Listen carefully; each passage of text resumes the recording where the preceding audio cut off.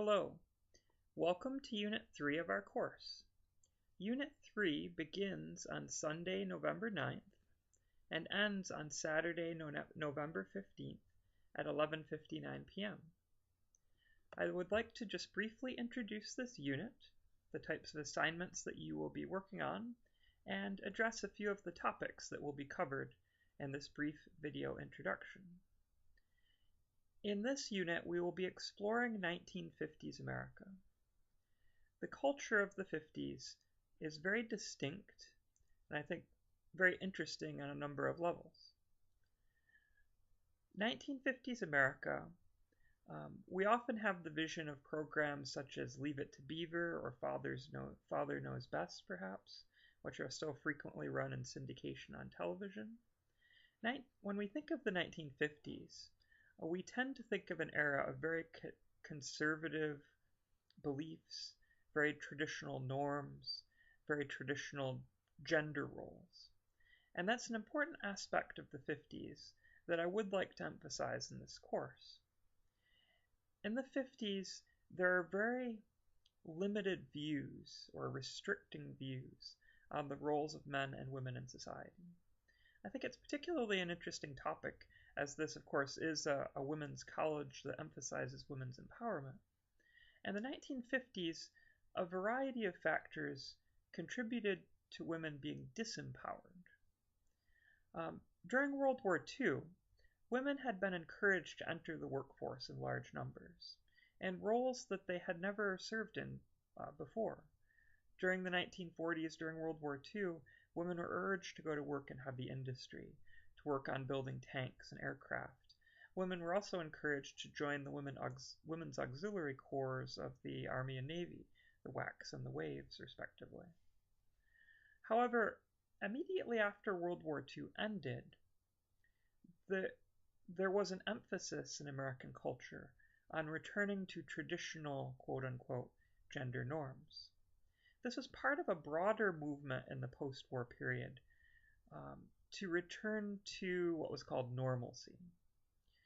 The people living in the late 1940s and 1950s had lived through 15 years of depression and war, which had left the population deeply scarred in many ways. And there was a tremendous desire amongst many in the American public to return to a sort of normalcy, what was perceived as the traditional American way of life. And part of this related to gender norms. In the post-war period, women faced tremendous social pressure to conform to a particular vision of womanhood. Where did this pressure come from? Well, certainly the media contributed to it. If you look at the magazines, the television program, the movies of the era, even the radio broadcasts of the era, or the print advertisements, you see an overwhelming depiction of woman as domestic. The message that was conveyed by all of the mass media was the idea that women's proper place, quote unquote, was in the home. Women were portrayed as being stay-at-home mothers, raising large families, and this is the message that was sent out. Now, of course, there's nothing, of course, wrong with being a stay-at-home mother, needless to say. But the problem with this is that it pressured all women to conform to this standard. The message was everyone should focus on a domestic role. Women's proper place was, quote unquote, in the home. And this was very limiting. As we know, women are a diverse population, and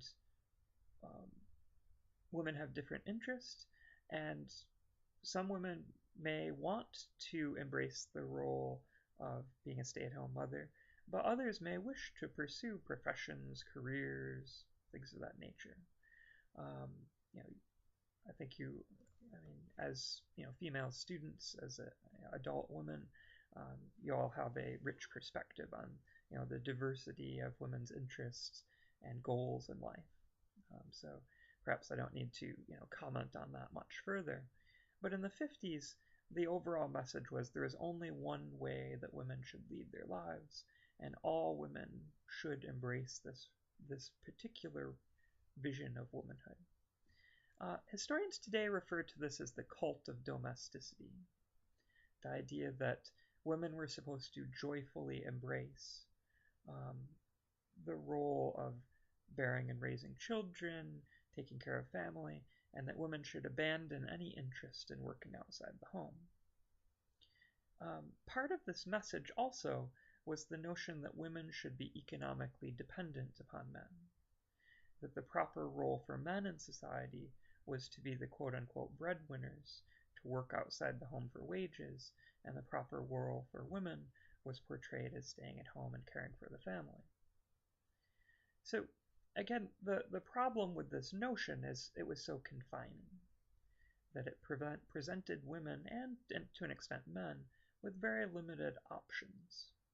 And individuals who tried to deviate from this norm faced tremendous pressure, oftentimes tremendous criticism from family, friends, peers, etc.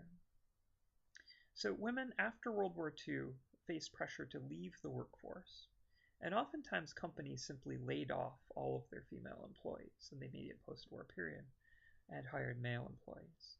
There were no laws on the books related to sexism at the time. There were no protections for female employees in this related to this. So you had mass layoffs of women in the late 1940s after World War II. And some of the advertising relating to this reached a rather extreme level. Some might even say a sort of absurd level. Women were portrayed, vacuuming and doing household chores, and media wearing, ballroom gowns, and of course being overjoyed to be doing housework. There was pressure on women to marry at a very young age. The average age of first marriage for women in the 1950s was 20. The average age of first marriage for men in the 1950s was 22. Women who were even in their mid-20s who were not yet married in the 50s began to face questions about why they weren't married. And there was a sort of social stigma attached to that, which today would seem very strange to us as marriage rate ages, average marriage ages, have become older more recently. And of course, there's also pressure on women to have large families. We have to remember in the 1950s, there still was no pharmaceutical contraception. There was no pill. The birth control pill was first released in the United States, approved by the FDA in 1960. So family size was typically very large. The birth rate was very high. This is the period of the baby boom. It's not surprising. Men and women are getting married very young, and there's no birth control pill, so it's not surprising that there would have been a high birth rate. And many women, embrace this ideal of the cult of domesticity, this sort of domestic role. Others felt perhaps some pressure to embrace this. Feminism as a movement declined in the 1950s. Feminism is the movement which advocates for women's equality.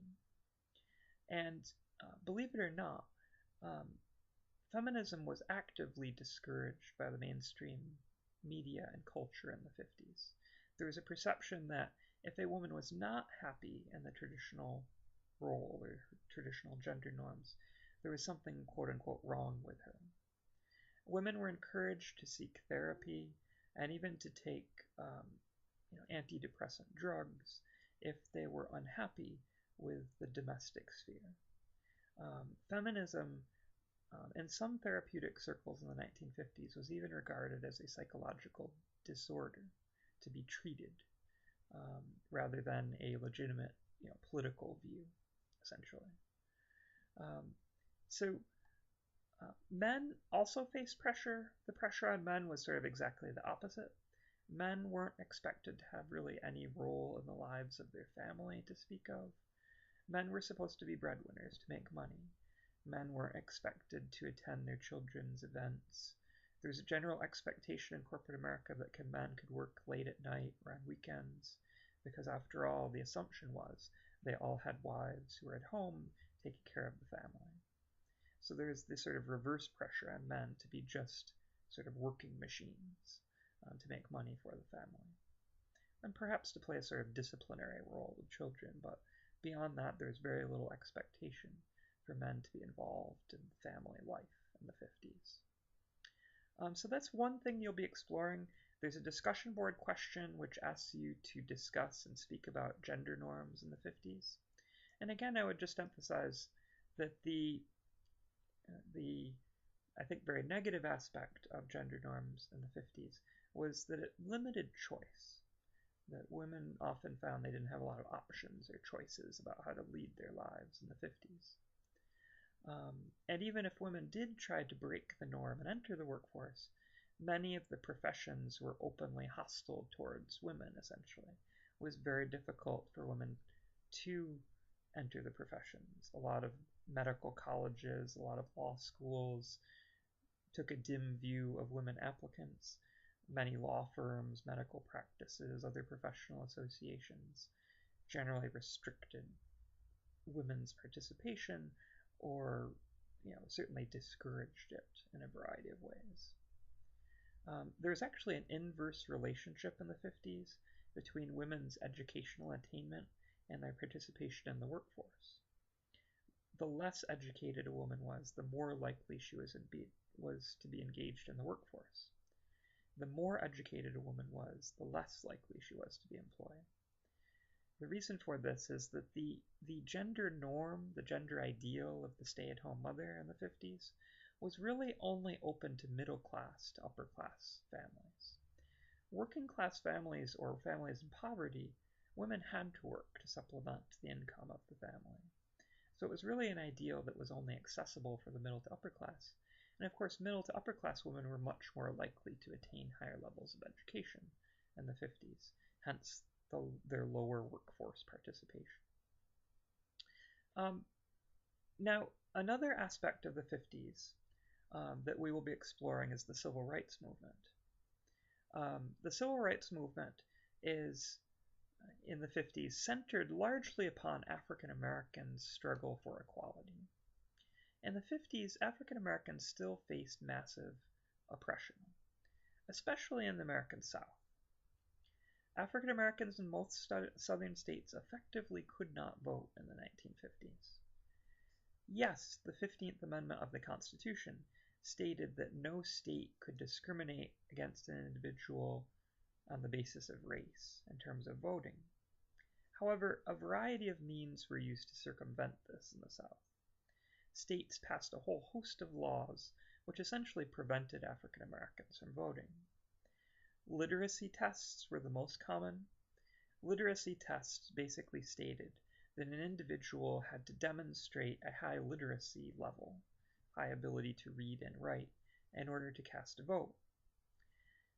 One of the greatest problems with this was that the registration of voters was controlled by the white establishment, essentially. So when African Americans went to register to vote in a state like Mississippi, they would be asked to interpret a passage of the Mississippi State Constitution. They'd be given a passage of the Mississippi State Constitution. They would be asked to write a short essay about it. And then a white poll worker would read their essay and decide whether they demonstrated an adequate level of literacy. Almost always, if the individual was African American, the poll workers would decide this person was not literate enough to vote, regardless of what they wrote. And there were examples of African Americans who had PhDs and law degrees who tried to register to vote in states like Mississippi and Alabama, and the states said they were not literate enough to cast a ballot. So it was obviously discriminatory. Very few African Americans could vote in the South. The South was also segregated. There was separate seating in movie theaters, separate seating in churches. There were segregated public parks, segregated public swimming pools, segregated bathrooms, segregated restaurants. Everything was divided by race. And the quality of public services provided to African Americans was generally much lower than that provided to Caucasians or whites. Also, public schools are segregated, and generally the African American public schools received very little funding. Often used secondhand old textbooks, often had dilapidated buildings. So it's a pretty horrible situation that persisted into the 50s. And not surprisingly, this brought forth a civil rights movement. The civil rights movement was very strong in the 1950s. This is when you see the emergence of leaders like Dr. Martin Luther King Jr., who stand up and fight for equal rights for African Americans. When I say fight, I don't mean using violence. The African American civil rights movement relied on nonviolent civil disobedience, violating laws which they considered to be unjust, in order to bring public attention to the problem of segregation and discrimination. And a number of gains were slowly made in the 50s. In 1954, in the case of Brown versus the Board of Education, the Supreme Court ruled, in fact, that segregated public schools violated the Constitution of the United States, which began a long process of integrating public schools in the American South.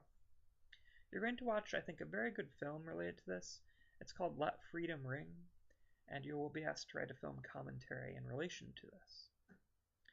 Finally, there is a focus essay for this week. The 1950s was really the height of the Cold War between the United States and the Soviet Union. And one event that impacted the Cold War was the launch of Sputnik. Sputnik was the first satellite to be launched into Earth orbit. The Soviet Union launched the satellite Sputnik into low Earth orbit in October of 1957, meaning that the satellite circled the Earth. It put out a signal, a ping, which was broadcast as it traveled around the globe. And it shocked Americans. Americans had always thought of themselves as their own country as being the most technologically and scientifically advanced. So it came as quite a shock that the Soviets were the first to effectively launch a satellite into space. And it suggested to many Americans that the Soviets had surpassed the United States in technology and in the space race. This caused a massive response in America. The United States government decided to devote huge public funding to improved education in science and mathematics to help America catch up to the Soviets in the technological race. This is one of the first times that the federal government actually became involved in public education. Public education had generally been left to the states to handle, but now the federal government intervened and said no, there are going to be very, very strict, high standards for science and math education. And this was for national defense, that we could catch up to the Soviets.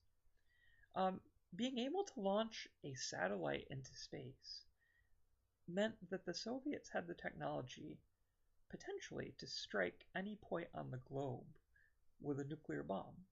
The same basic technology is used. If you can launch a satellite into orbit around Earth, you can launch a nuclear warhead into the stratosphere and strike any part of the globe. So there's practical military implications to this as well. The United States also launched the space race beginning in the late 50s and 60s, ultimately culminating in Americans achieving the goal of landing men on the moon. Certainly by the end of the 1960s, there is no question that the United States sprung ahead or achieved much more than the Soviets had in the space race.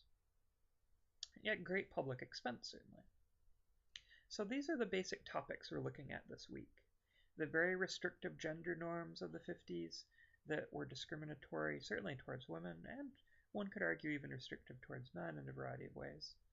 The Civil Rights Movement, which was in response to the discrimination against African Americans, and the focus essay on the reaction to Sputnik. So I hope that you'll find this unit to be interesting. I look forward to working with you. Remember, your initial post to the discussion board is due by Thursday at midnight. Your responses to other students' comments are due by Saturday. And all of your other assignments, the focus essay and the film commentary, are also due by 11:59 p.m. on Saturday. So I look forward to working with you. Thank you for your time.